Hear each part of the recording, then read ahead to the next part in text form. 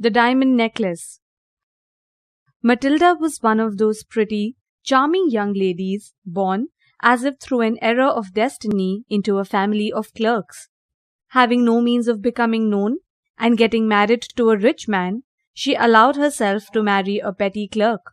But she suffered, for she felt she was born for all the fine, beautiful things of life. One evening, her husband returned looking excited.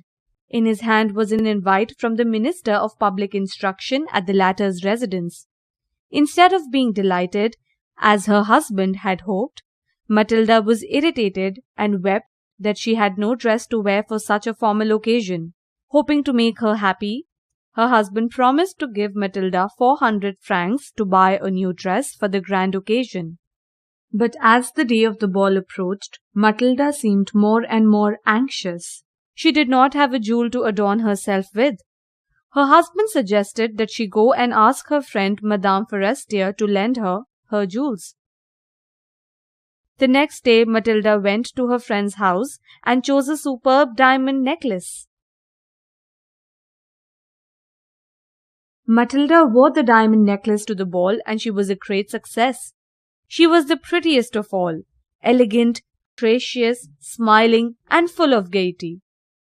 She and her husband left the ball at around 4 o'clock. Back in her apartment, she stood in front of the glass for a final view of herself in all her glory, and suddenly uttered a cry of dismay. Her necklace was not around her neck. Matilda and her husband looked everywhere, but it was not to be found. At the end of a week, they had lost all hope and knew that they would have to replace it. They went from jeweler to jeweler and finally found a necklace which seemed exactly like the one they had borrowed.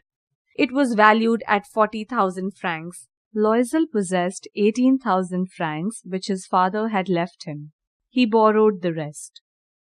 Matilda now knew the horrible life of bare necessity.